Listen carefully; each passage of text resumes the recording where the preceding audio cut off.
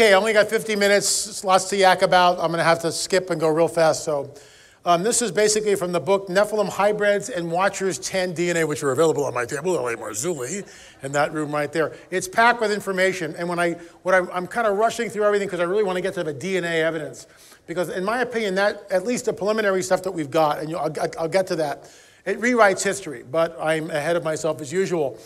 Coming to you from an undisclosed location deep in the heart of the Santa Monica Mountains, I'm your intrepid host, L.A. Marzulli, and this is Politics, Prophecy, and the Supernatural. That's our TV program. You can catch it on Vimeo. You can catch it on YouTube. You can go to ppsreport.com. It's on Roku.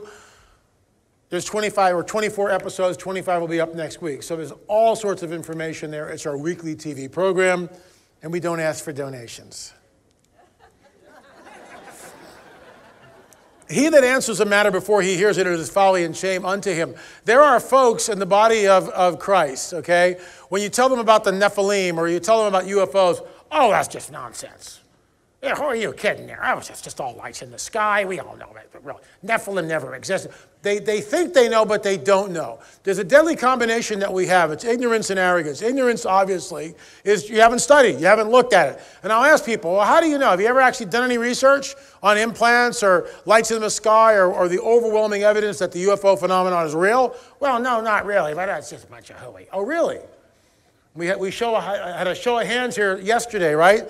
At least, what, 10, 15% of the audience, maybe, raised their hands. They had an experience. We've been taping people in the back, so if you've got an experience, please come up to me at the table, and if you're bold enough, you'll come on camera, because that's what we're trying to do. It's a dirty little secret. So you've got ignorance where people think they know, but they really don't know. And then arrogance is, well, I know all about this.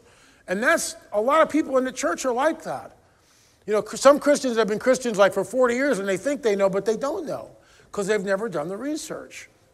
He that answers a matter before he hears it, it is folly and shame unto him. Catalina Island Archive. The backstory on this is simply this. I'm reading a book called Mysterious Catalina. In that is a chapter by Jim Watson. Jim Watson wrote the book. In that is a chapter, and it's called Ralph Glidden. And Ralph Glidden is this primitive archaeologist that was employed by the High Museum between 1919 and 1921. The High was later gobbled up by the Smithsonian, so everything is gone for sure. But I digress. The bottom line was, Glidden's out there on the Catalina and the Channel Islands. The Channel Islands go from Santa Barbara, California to San Diego. On my upper deck, I live in the Santa Monica Mountains, 1,200 feet above sea level. I look down the canyon. There's St. Nicholas Island, way in the distance. I got a little peekaboo ocean view. It's just really cool. I've been up there for almost 40 years. So it was the boonies when I got up there. People laughed at me. Oh, you're going up to Appalachia, tune your banjo. Bang, bang, bang, bang, bang. So, but it's just, there's no neighbors around. It's like 2 acres. It's bucolic. It's just amazing. Anyway, so Glidden's out there and he's digging up all this stuff. And in Mysterious Catalina, there's an entry by Jim Watson who says, hey, Glidden's out there and he found 9-foot skeletons. Whoa, that's right up my alley. That's what I'm looking for. I call Watson on the phone. We email, we exchange. I take him out for dinner. He drops this bombshell on me. He goes, L.A., are you aware that they found the lost cache of records by Ralph Glidden? I say, you got to be kidding me. So I call the museum. I go, can I come out and look at it? Well, no, Mr. Marzulli, you're not an archaeologist, and so the answer to that is no. So, okay, so, 2 weeks later, I write the director another email. Well, why can't I come out? Let me come out. I'm doing research. I've got books. I'm on the trail. I'm doing all this stuff. Well, Mr. Marzulli, I'm sorry, but that can't possibly happen. This goes back and forth 6, 8 months, and finally Watson goes, hey, they're building a new museum. Why don't you offer them a donation? In the Arab world, that's called bakshish. You give me a bakshish, I let you in. Thank you. Same thing in Peru. You slip the guard at $20 and you get to go to the backside of Puma Punku. Go figure, right? So I write the guy up and I go, I'd be more than happy to donate a $1,000 donation to the new museum. Well, Mr. Marzulli, come right in, sir. So in I go. I'm in the archives, and this is a typical museum box. In other words, the cache of records, which was in a trunk, has already been picked through, gone over, cataloged. Everything's in manila envelopes, sealed in these museum boxes, which are then pulled into an airtight vault, never to see the light of day. So they let Marzulli in, mistake number 1. I spend 10 hours in the archives, and I find stuff like this, which should not be there. What do you see that's different? What do you see that's just glaring at you right off? Look at the elon. Oh, he's outside the box. Quick, get in, Marzulli. Sorry. Look at the skull. See how greatly elongated it is? It's huge. It's huge. There's a slight forehead, and then the thing goes straight back. That ain't normal. I called the curator, the former curator, he got fired. I wonder why. John Borgina, he got fired shortly after this all was released. But who knows, right? And I said, John, look at this picture. That's not right. And he goes, oh my gosh. And so this goes on. And within the course of a couple of hours later, I hit pay dirt, literally. This is Ralph Glidden, circa 1919 on Catalina Island. Ralph is exactly 5'8". We know that. In front of him, in situ, not a disarticulated bone pile, is a very large-looking guy, okay? Very large-looking skeleton. This is not Photoshop. It's a black and white photo. I'm sitting here with my cameras on a tripod. I take the photo out of the little plastic sleeve. I put it down on the table. Click, click, click, click, click. I then distribute that photograph to 3 guys who analyze the photograph, and you will see momentarily. Ralph Glidden is 5'8", so we take him out of the picture and we stand him up. Thusly, you guys getting dizzy? I am. Whew. Oh, stop it. We take the giant and we stand him up. We calculate the differentiation between where the camera is, that the skeleton's in the forefront of the picture and Glidden's in the back. And this is what we get. We have someone, if you look down and below, it's actually 8'9". We rounded it down, not to be sensationalistic, to 8'6", okay? So we basically got a 9-footer out on Catalina, just like Ralph Glidden stated. That ain't supposed to be happening. That's not supposed to be there, okay? That's just like, whoa, 9-footers. Look, I'm a 6-foot guy. I'm a 1/4 inch under 6 feet. Rats. I can't get there, okay.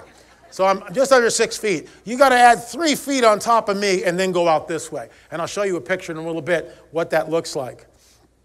So this is the 2015 season finale of the History Channel's In Search of the Lost Giants. The Vieira brothers, this is how this came down, and I have to say it publicly.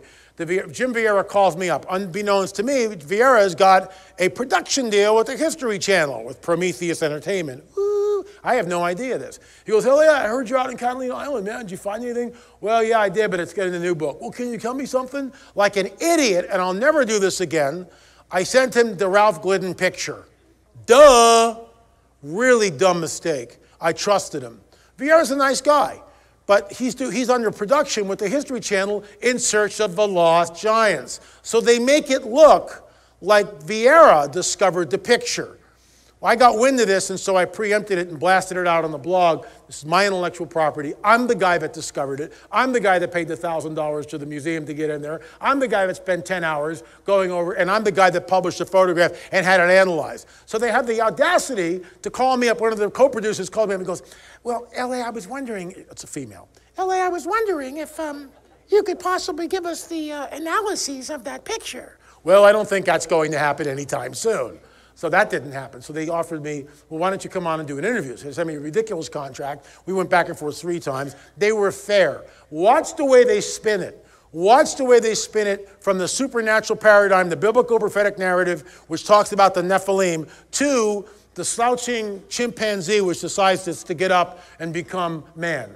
Watch the way they spin it. This is what we're up against. This is what we are up against. It is everywhere. They slam the Darwinian paradigm down our throats continually. Watch, the thing speaks for itself. Res ipsa loquitur. At this point, it becomes very obvious that there's a real disparity. Wow. Oh, my God. Look at the skull size. Unbelievable. Yeah, it's huge. Absolutely huge. Wow. Yes. So we think it's a smoking gun. I think it's a smoking gun. What's the takeaway? Well, my takeaway is this. In my opinion, this skeleton does 2 things. First, it points back to the veracity of the Native American oral tradition that there were giants here. Second, it points back to the biblical narrative of the Nephilim being on the earth. And I find that absolutely fascinating. The Nephilim are, in fact, the progeny of supernatural entities. There's the gold medallion. The biblical passage is about the Nephilim being a creation of the sons of God interbreeding with the daughters of men. So this interbreeding action created a race of giants who I believe were portrayed as malevolent. Could this biblical account of the sons of God interbreeding with the daughters of men to create the giant Nephilim be rooted in an ancient truth? Here comes the spin. Could all this have a supernatural explanation like L.A. Marzulli suggests? I'm not sure. I can think of another scenario. Jim believes it could be an ancient account of interbreeding between two species of early man. You see that? Look at this. I'll stop it. Watch. Watch this. Jim believes it could be an ancient account of interbreeding between two species I'm just going to get up and make a war club because I'm an idiot. of early man. It sounds pretty freaky, but the idea of interbreeding is a reality. You have There it is. Neanderthals and humans interbreeding. You have See how fast it goes by? 40,000 years ago, interbreeding with Neanderthals and humans. It's a proven fact, actually, by science, that you had these different species interbreeding. Science. But there might be a mystery species that is mixed in there. For Jim, recent discoveries make this possibility very real. In the early 2000s, Russian archaeologists found fragments of bone and a tooth in a Siberian cave. Fragments of bone and singular, a tooth. Fragments of bone and a tooth. DNA analysis at the Max Planck Institute in Germany revealed that they belonged to a previously unknown species of ancient human. Now, how do they know it looks like that? How can they possibly know it looks like that? They can't. Now called Denisovan. To have all we know about the Denisovans be just two pieces of bone finds, tells you that, who knows? There could be a new startling find any day. Why not ancient humans and some undiscovered, as of yet, species of giant hominid? So there you go. That's the History Channel, and they take the biblical prophetic narrative. They allow me to say it, and then they immediately spin it back into the Darwinian paradigm. The fact that they can sit there and draw what's supposedly a Denisovan, like some lowbrow Neanderthal cousin of whatever, some guy just, it's absolute. It's so intellectually dishonest, I can't even believe it. And why we sit there and allow this to be taught in our universities as fact, allow our kids who, when they go to high school, well, you'll have to learn about the Darwinian paradigm, and if you don't, we'll intellectually lock you up. Nobody knows. Watch Ben Stein's Expelled. It's all a ruse. It's complete nonsense. It's absolute, utter horsepucky. That's what it is. It's just nonsense. So here's the picture that I took. Or is it? We go back to the Catalina Island Museum 8 months after all this. My book is published. I'm on the History Channel. This is called Damage Control. We make a right-hand turn. There in front of me on the wall is this picture that I discovered. It's blown up like this, except what's wrong with this picture? That's what the picture should look like. They cropped the giant out of the picture. They cropped the giant out of the picture. There it is. There's my book. That's the original photograph. That's what you now see in Catalina. This is called damage control. There's no rigged elections? Oh, of course not. Everybody's up and up. No one would do anything like this. Hillary Clinton would never, bury her emails or share classified information. How dare you even think that? Nonsense. Nonsense. This is a small little museum on Catalina Island, and they're bald-faced lying to the people. I can't say it any other way. It's a bald-faced lie. It is so intellectually dishonest. I just sat there. I couldn't believe it. I just look at the picture going, you have got to be kidding me. And the curator comes out and, why did you guys do this? Do you know what she said? Boragina, the guy I was dealing with, the curator, was fired. So she's the assistant curator. She told me I was given this picture like this. I said, well, and I showed her our picture. Well, we don't want to offend Native Americans by having, too many bones up there. And I'm looking around going, are you kidding me? Every picture in this place has got Ralph Clinton with Native American bones. It's somebody's uncle. I get that. This is the one picture which might not be a Native American, but you have to cut it out. It is absolute. Chuck Missler, we are in a managed agenda. Never forget it. And it's time for the church to stand up, not being afraid of the Darwinian. These are scientists, LA. I can't possibly go up against a scientist. Sure you can. These guys don't know anything. They know some stuff, but they're not all knowing, and they're the high priests of our society. I could go down this rabbit hole. I better stop here. But the bottom line is it's nonsense. And they deliberately cover things up so that you and I don't know about the supernatural worldview and the supernatural paradigm. Moving on, the winged creature. I got to go real fast through this. This is Jaime Maussan. These people came to him with this winged creature. We looked at it 3 years ago. That's a close-up on it. Notice the ears, notice the teeth, notice the wings. It looked real to us. We sat down with a geneticist. He told me it was not a hoax, it was not a mold. And I asked him, my first question, Ricardo, is this a hoax? No, it's not a hoax, it's not a mold, it's not a puppet. I go, you've got to be kidding me.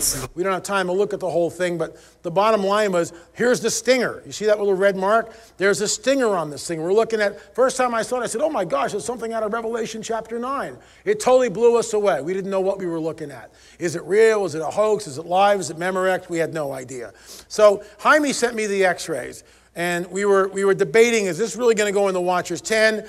I was leaning towards hoax. Rick wasn't sure either. We didn't know. We got the x-rays. I went to a veterinarian. We were greatly troubled by the hot white marks, the little round balls. We later learned that that's birdshot, number 7 birdshot. So somebody shot this thing. And that for us, when we went to the veterinarian, and that's a frontal picture of this thing, we said, okay, what do you think this is? And the vet said, this is my question. In your opinion, looking at the pictures and x-ray we've been looking at, could this be some sort of composite based on 4 or 5 different animals? Look at the face, the teeth, the ears. What are your thoughts? So my first question to the vet is, basically, is this a composite? Is it a hoax? He goes, if it is, it's a very, very good composite. Someone very professional put this thing together. I mean, just the way the bones, I can see the joints, I can see where the ribs lead into the sternum, I can see the femur going into the hip. For someone to put this together would require a lot of work. LA, what would be your takeaway? The vet, from a medical standpoint, these are real bones, real joints, real x-rays. The question is, what kind of animal is it? And if it is a fake, what animals did they use to put this together? It would be a very professional job if it was fake. You need to get a forensic pathologist because I'm just looking at some x-rays, but they do look like real x-rays to me. And there it is, those white balls turned out to be number 7 birdshot. But you can see the entire skeletal structure. The veterinarian thought it was real, did not think it was a composite. Listen to what he says. There's the x-rays again. So what do you think these round things are metal? They look like metal. If I had to guess metal objects round like this, I've seen this before in animals. Pretty clear BBs. It could be buckshot, birdshot, a shotgun. Someone mistook it for a bird or something. And then I go, this was the turning point for me. When he said that, I went, oh my gosh, somebody blasted this thing out of the sky. That's interesting. Buckshot, birdshot, that would really make a lot of sense. Vet, it's a faraway shot. LA, yes, wow, interesting. Vet, the shot may have broken the bone of my leg. So when I was at Prophecy Watchers Conference in July, the place was absolutely packed. There was a huge buzz about this thing. We all thought it was real. I said to the audience, and I wrote it in the book, Nephilim Hybrids, which is available at the back table in the back. But I said, look, more testing needs to be done. We don't know. Right now, we think it's real. More testing needs to be done. Guess what? Jaime gave us the creature to do more testing. So now we've got the creature in Los Angeles. We have a different veterinarian looking at it. That's Dr. Berry. He takes the thing out. The first thing he does, he looks at it, he goes, looks like a demon. I just start laughing. Yeah, hello. Of course it does. Something out of Revelation number 9. This is the new x-rays. Notice the disparity between the new x-rays and the old x-rays. These are incredibly sharp. Now, he looked at the x-rays, and right off the bat, he went down to the pelvic girdle. And he said, something funny the way the legs come in here. That doesn't look right. So he was suspect right from the beginning. But then he said, well, there's a lot of birdshot in there. You can see the birdshot. Maybe the birdshot fractured the pelvic girdle. So we said, okay, those are the old x-rays. So now the thing's been out of the solution for about an hour and a half. And I look down, and I see this bluish, whitish blob. And I'm going, what the heck is that? And I take the forceps. You see it right there? I pick this up, and I go, what's this? And he goes, that looks like wood. And on the end, that looks like epoxy. So we go back to the x-rays. And if I had the pointer, look up in the shoulder area. You see it on the right hand, looking on your right-hand side. You see the way there's a blob. Then there's a black sort of stick that doesn't fluoresce like the bones, and then another blob. That's how they put the creature together. There's an armature. See where it says the apparent armature? That held the skull to the pelvic girdle. So once we found that out, this was on a Saturday, I immediately called Gary Stearman and go, stop the presses. You can't do anything. It's a hoax. I called Derek Gilbert at Skywatch. Can't do anything because we had just been down there doing TV programs with them. Stop everything. So that Wednesday we went up to Santa Barbara, and we went in front of a a zoologist, which was incredible. And the zoologist basically told us, took the whole thing apart, showed us how it was constructed. They were bat legs that they used for both the arms and the legs. They took the wings of a bat and attached them on the back. I mean, we could see, once we knew it was a hoax, it became very apparent. And we immediately blasted this thing out on Watchers. We made an announcement. We did, and this is the deal. This is, unfortunately, we were hoaxed. It will happen. It might not happen so readily in the future because, you know, fool me once, that whole deal. So now I'm like extra cautious. I got to really vet everything. But we vetted this to the best of our ability. But we always said more testing needs to be done. This is the more testing. If you go on my Vimeo account, L.A. Marzulli, you can watch Anatomy of a Hoax for free. It's 40 minutes. You can watch the whole discovery process on camera. And the reason why we filmed it, we didn't know it was a hoax. We thought it was real. So this was for Watchers 11 or 12 when we had the DNA evidence come back from this thing. So it's a hoax. Then we get to the Afghan giant. And this is from Watchers 10. Several years ago, well-known Nephilim expert Steve Quayle broke a story about a giant that was killed in Afghanistan. And he had an interview with the pilot that flew the giant's body out on a C-130 aircraft. The story was covered on the net and on Coast to Coast AM with popular radio host George Norrie. Back in December of 2008 in LA, Steve Quayle was on the program, as he's been so often, and he brought us that pilot anonymously. Pilot did not want his name disclosed, and he talked about this very bizarre story of how he flew this dead giant out to some base in Ohio. Describe exactly what you saw. Well, when we came up, basically came outside, we had a normal 463L pilot loaded down with what they told us was a giant. He talked about this giant being 1,100 pounds, anywhere from 10 to 15 feet long, and it was killed. It was apparently shot somewhere in a cave in Afghanistan, but before it was shot, it lunged at several of our troops, our soldiers. It may have even gorged somebody. It was just a bizarre story, and it just sounds like the Nephilim from the Bible, doesn't it? That's why we're so fascinated by this. So the interview goes on. This is witness one. And so when I first heard this from Steve Quayle, I was very skeptical. Modern day Nephilim in Afghanistan, 12 feet tall. I mean, okay, I understand that they're in the past, but when you look at Afghanistan, where it's located in regards to what I call Nephilim Central, Israel, Syria, Jordan, parts of Iraq, you know, that's Nephilim Central. That's where they were located. Well, Afghanistan, you know, is just a stone's throw away, literally. It's not that far away. But we were really skeptical. So shooter one, this guy comes to us with this amazing story. And just so you know the way we work, Richard found this guy, the guy came to him, they were on a talk show together, and one thing led to another, and this guy told Richard that he was one of the shooters that killed the giant in Afghanistan. Okay, that's a tall tale, no pun intended. And so Richard gives me the guy's phone number, I call him in and I start the process of vetting him. And I hear the story. Every time this guy gets to a part of the story where one of his comrade in arms is speared through by the Nephilim and hoisted up like this, he breaks down. He starts crying, he chokes up, he hangs up the phone every single time. Now, I interviewed him at least 3 or 4 times on the phone and then personally on 2 separate occasions, okay, in an undisclosed location where this guy lives. And then we brought him out to Los Angeles and he came on camera. That's the witness number 1. Witness number 2, I was at a conference in California and my driver was ex-military, and I began to have a conversation. I said, well, you know, what branch of the service? Army, where were you? I was in the Kandahar province in Afghanistan. And then I just asked him point blank, I said, you know, kind of joking, I said, hey, did you ever hear anything about a giant? Without missing a beat, the guy goes, oh, the giant of Kandahar? Yeah, but you're not supposed to talk about it. So both of these guys come on camera. The second guy, the second shooter, came to us about, he was in Afghanistan maybe 3 or 4 years after the event. They were all still talking about it. Does that mean it's real? I don't know. You got 3 witnesses. You got the pilot, and you heard the pilot on George Norrie. He's very matter of fact. He's telling us exactly what happened. You know, there's no sensation. He's just a regular guy. And same thing with both of our witnesses. So the witness number one, this is the backstory. There's a platoon that's let out in a very mountainous area in Afghanistan, in the Kandahar province, 12, 15 guys. They're looking for high-value targets of Taliban in caves. That's what they're looking for. They're let out by a helicopter. They missed their first rally point. They missed their second rally point. They don't check in. They missed their third rally point.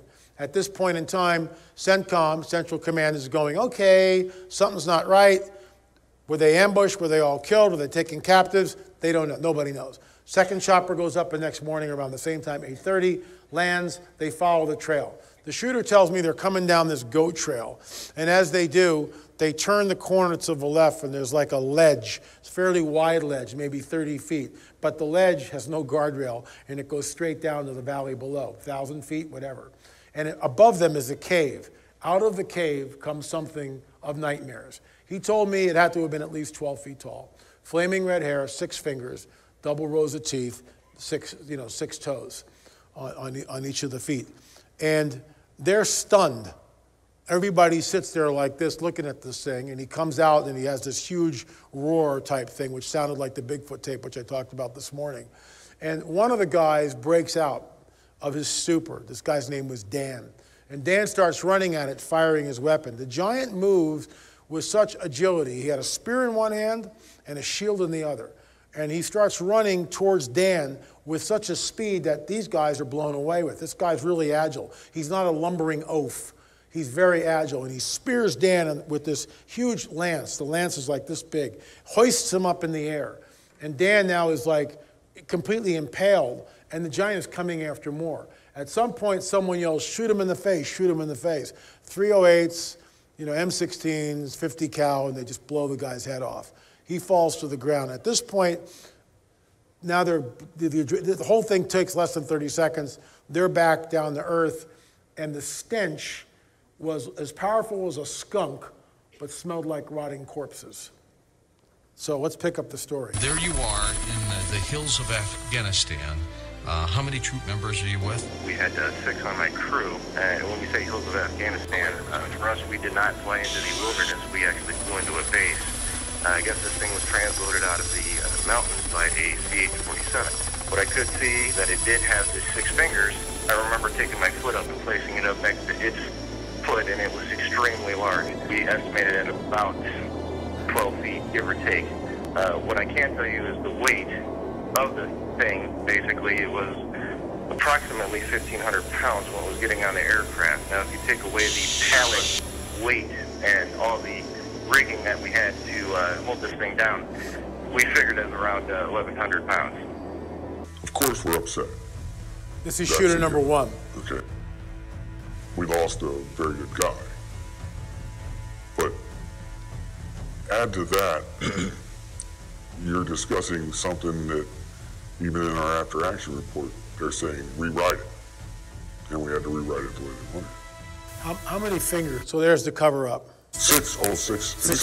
6 toes. And the nails were weird because if you see somebody that ever has, I don't know what it's called, but it's like a fungus on the nails, how they get pointy and they're like gnarly.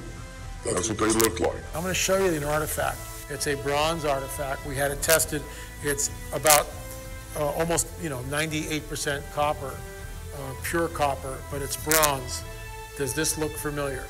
I can confirm it's probably about a 10-foot pole connecting it, lashed, split pole like I guess they would have done back in the old days. Was it about this long? Oh, easily. This was found in the wilds of Michigan. We have come to call it the Nephilim lance. It is definitely not a sword. It's a pike, it's a lance. And what, you put a staff on this thing, good luck trying to wield it. And what's interesting is the weight of this lance ties into the biblical prophetic narrative. Talks about the weight of the spearhead was 300 shekels, talking about one of the giants. I think it was Ishbi-Benob. The giant spearhead was 300 shekels. When you convert that to pounds, that's 8.5 pounds. That's what this is. So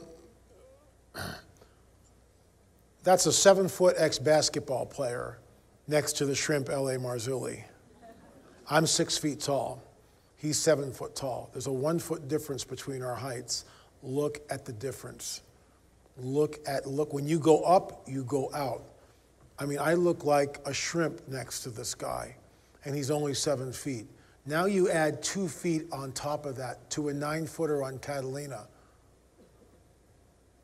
or double that to 14 feet, which is what the Kandahar giant may have been, 12 to 15 feet. You get where I'm going with this? This is like, it's right out of the scriptures. And what's bizarre is, how old was the giant? If it was real, how old was it? Is that why, I talked about this morning, is that why the overpowering stench? Because this thing is like 3,000 years old? If it is a Nephilim, it's not a human, it's half fallen angel, half human.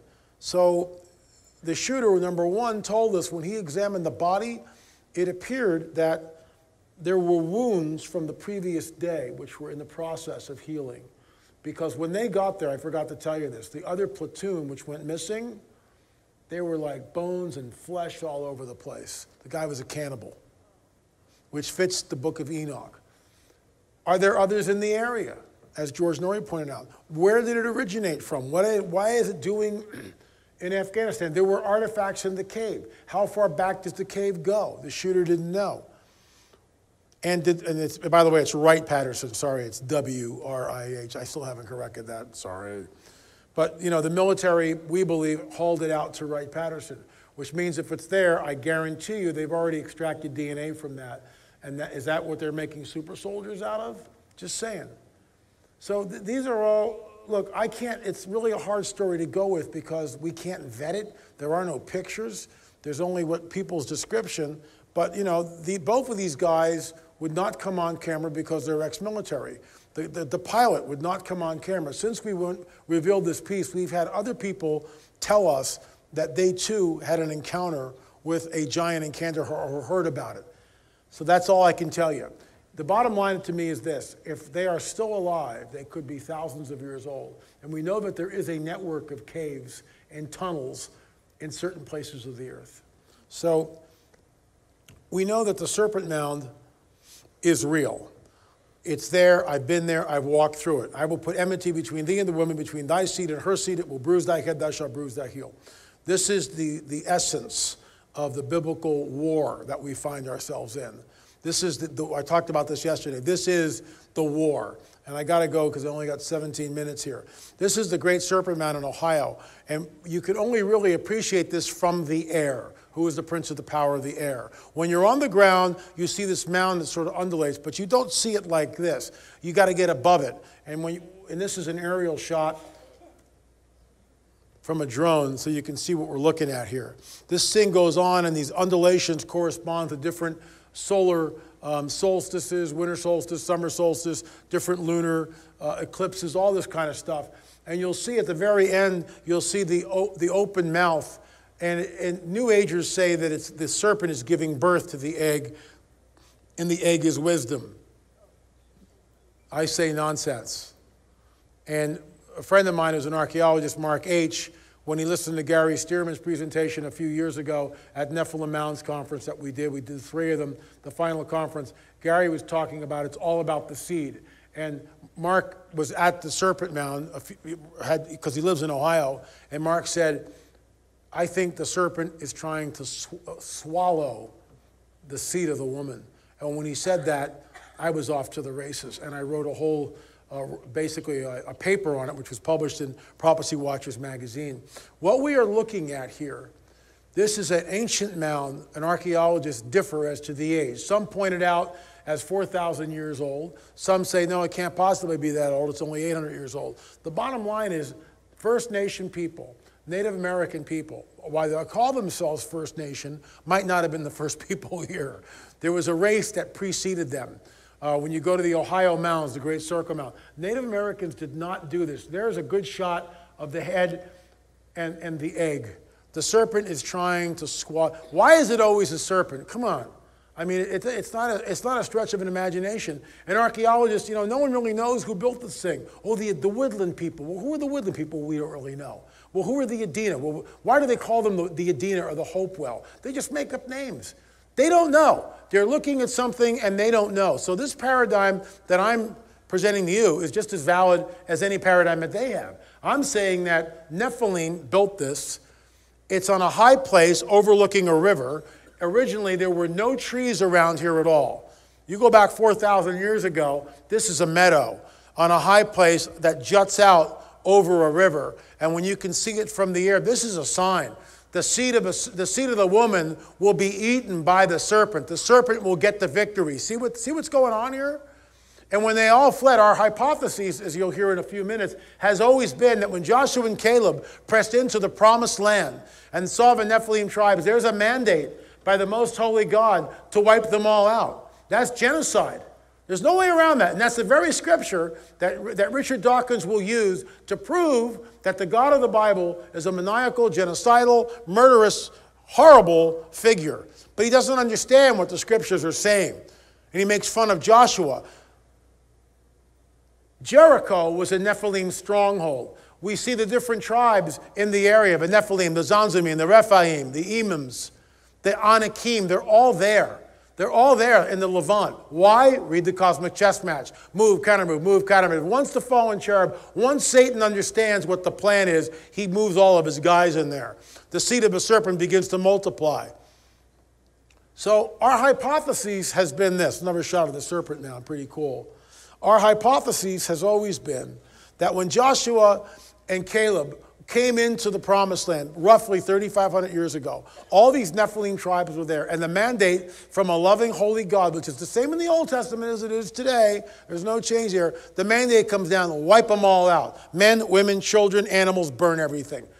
How do we deal with that? And most of you, when you got to that chapter, you went, whoa, what's that about? As I did. Until I read Dr. I.D.E. Thomas's book, The Omega Conspiracy, which completely changed my life, and that's why I'm standing before you now. Literally, that book, and he was my mentor, and I feel like when I got my honorary doctorate from him, it was just like the mantle came on. It was like Elijah and Elisha. That's what it felt like. The moment was not lost. The moment, and he passed away in 2013. So I feel like in some ways I'm carrying on his work. But Dr. Thomas's book, The Omega Conspiracy, was groundbreaking. And the idea... And this is what you got to tell your kids, that the kids are going to go to college, and this is exactly the scriptures that the professors will use to derail your kids from their Christian faith. This is the one that they use. Well, is God, they'll ask something like this. Well, is the God of the Bible good? Oh, yes, sir, he's good all the time. Oh, really? Does the God of the Bible favor one person over another? No, sir, God is no respecter of persons, right? Your kid's quoting scripture. Well, so God would never do anything like genocide or murder innocent people, would he? Oh, no, sir, God would never do that. And then they just, here comes the lance, the intellectual petard, it's over. Well, what about the Battle of Jericho? What about, and they'll quote chapter and verse, what about when the God of the Bible says to go in and wipe out all the inhabitants of the land? Men, women, children, cattle, animals, and burn them all. Unless the kid knows about the Nephilim, it's over, it's toast. And he's embarrassed in front of his classmates, and he's just lost his Christian faith. And we've seen it over and over and over again. This is what they use. This is what Richard Dawkins uses. He stands up and he yells and screams on stage, and he's passionate about it. And he's right, because it's genocide, it's murder, it's maniacal. Unless those that are inhabiting that land are not human. And that's what the whole point. If the kid knows this stuff, he goes, well, yes, sir, that's true. But the reason why the mandate came out to destroy everyone was because these entities are known as the Nephilim. And it all goes back to Genesis 3, sir. If he knows this stuff, he can just rattle it off. The seed of the serpent will be at enmity with the seed of the woman. And the seed of the serpent manifests itself in this hybrid being known as the Nephilim. The unholy union between the fallen angels of heaven that came down and the women of earth, creating a hybrid entity known as the Nephilim. That's the reason for the flood. That's the reason for the judgment at Sodom and Gomorrah. That's the reason for wipe them all out, because they're the soulless ones. The Nephilim cannot be redeemed because they're soulless. They were never supposed to be here. They're in a fixed state of evil, basically. You say, well, what about Rahab? She's a sex slave. That's what she is. She's a sex slave, and all her family is saved. So the mandate goes out. And when this starts to happen, there's a diaspora. There's a diaspora. We believe that the Nephilim tribes began to flee the area. They left the Levant. They left the Promised Land because they were getting wiped out, and they realized who was doing it. Some went out the Mediterranean. Thor Heyerdahl, in his book, Ra, and Kon-Tiki prove that you can build a papyrus boat, sail that baby out the Nile Delta, just put up a sail, have no idea where you're going, you'll wind up in Barbados. That's the new world. Without doing anything. Just stick the sail up, a trade winds take you right to Barbados. Others went out the Red Sea, wound up in New Zealand, hello, and Peru. If that's the case, they came from both sides. They came across the Atlantic, they came across the Pacific. If that's the case, we should find evidence of it. This is why I'm on the trail. So anyway, this is a skull in a private collection up in Oregon. We call it the Oregon skull. It came into the family. The guy was a medical doctor. It was his grandfather. It probably came out of Peru in the 30s or 40s. These three skulls, we had hair samples from. The one on the right is the baby mummy skull, which I have the little sample on. It's a one-to-one cast of it on my desk. This is a drawing of it. Richard Shaw happened to meet a man who said he owned an elongated skull. It was huge. Richard was used to seeing such skulls from Peru. Since this specimen had been in the U.S. for decades, he asked if they could take DNA samples from it. Okay, I'm going to stop it right now because we only got 9 minutes left. I want you to look at the skull of the Peruvian head. Any medical doctors, you come up to me at the end of that are in the house, whatever, you tell me how you can take a skull like that and right from the brow ridge, bend the forehead back at a 45-degree angle. How the heck can you do that? Cradle headboarding is when they take an infant and they wrap the head and they can shape it into a cone head. I understand that. But you're trying to tell me there's a normal skull on the right. The one on the left is the one I'm talking about. There's no forehead right from your brow ridge, right where your eyebrows are. That's your brow ridge. This thing goes back basically at a 45-degree angle. You can't do that. You can't do that to an infant. You can shape it, I understand that. You can make indentations, you can make it kind of bulbous, you can do stuff, but you can't bend the frontal plate, which is what this is, my forehead, back at a 45-degree angle. See, these Here, this is Mondo Gonzalez, is the archaeologist we work with right now. You know, like, what's cool about all this is that we've had, as you mentioned, the difficulty of trying to get permits with Peru. And to be able to come here to Ashland to see these two skulls, especially side by side, it's exciting because in the collection we have this skull, which, as you mentioned, we don't really know much about, and then we also have a full skeleton with this human skull. And so to put them here side by side is very neat and illustrative of what we're seeing is the differences. One of the things that's exciting as well is you look at the brow line and you see it goes straight back, and versus here, it still is going straight up. In other words, there's a forehead here that we can see, and here there is no forehead, it's just straight back. And even looking at the length of the So it's our hypothesis that this might be a Nephilim. Now, that's conjecture. We have no proof of that yet.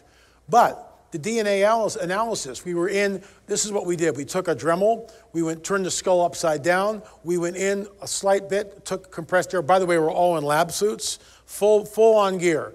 Double gloves, hairnets, masks, full body suit, boots, okay?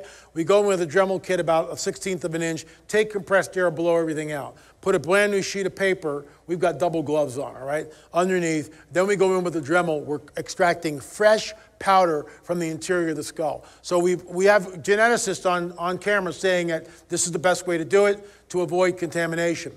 The mitochondrial DNA is coming from the maternal line, the mother's side of the family. The goal is to get nuclear DNA because that's what we want to see. Our hypothesis is this, that the nuclear DNA will show genetic anomalies.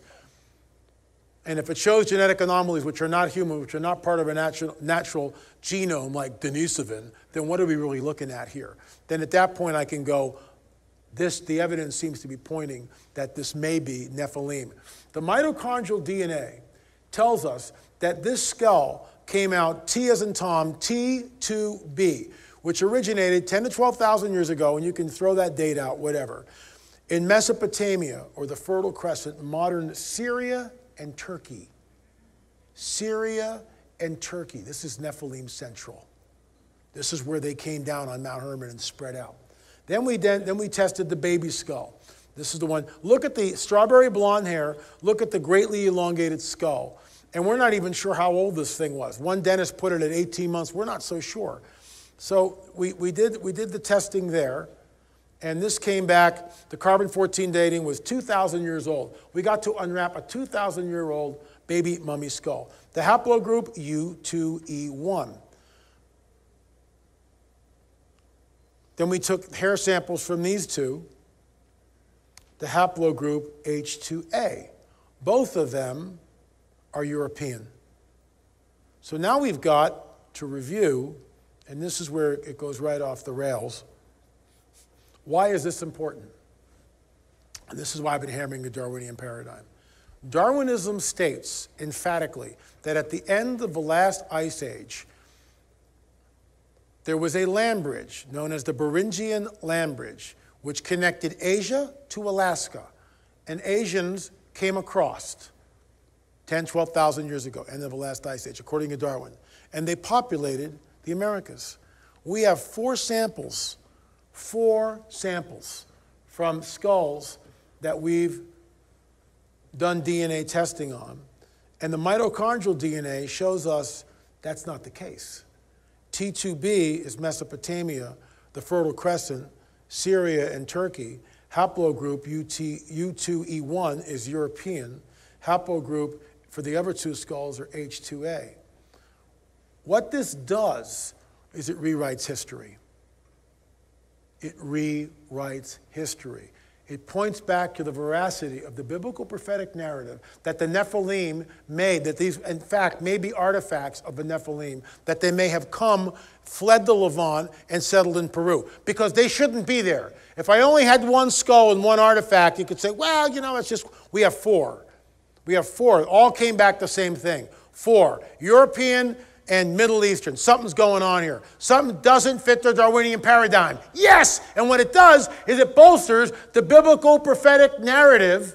That's what it points back to. It also vets, in some ways, the First Nation Native American people, that the giants were in the land when they got there and they fought these giant tribes. Here's something else. The skull on the right, that's a normal human skull. I'm sorry, the skull on the left is a normal human skull. Look at the foramen magnum. That's the place where your spinal column attaches, your spinal column attaches to your skull. That's called the foramen magnum, that little thing in the base. Many of the skulls in Paracas, this is what we've noticed. The foramen magnum is so far back that it's almost outside the skull. And that's genetic. Because you can cradle board the head all you want. I get that. You can wrap it. You can put claws on it. You can't move the foramen magnum back. You can't do that. You'll kill the person. So it's genetic. This is another archaeologist, Rick Woodward, who came up with this paper. That's all in the book, Nephilim Hybrids. It's great. It's a great little chapter. So that's the foramen magnum. Unbeknownst to Marcia Moore, who's a forensic artist, I gave her this information. I said, Marcia, this is what we discovered, that the foramen magnum is pushed way back in the skull. And she looks at this thing and she goes, well, you know, in order to have that work, the necks must have been really, really long to balance the skull. And I'm kind of going, okay. So she sends me this, and I call her back and I go, Marcia, I know you have no Nephilim dog in the hunt, but are you aware of what the Anakim means in the Hebrew? And Anakim means long necks. What we see is a differentiation of Nephilim tribes in the Levant. The Nephilim, the Raphaim, the Emim, the Zanzumim, the Anakim. And I believe that all those names denote certain genetic characteristics. Now look, we're on the trail. Nobody's ever done this stuff. Nobody.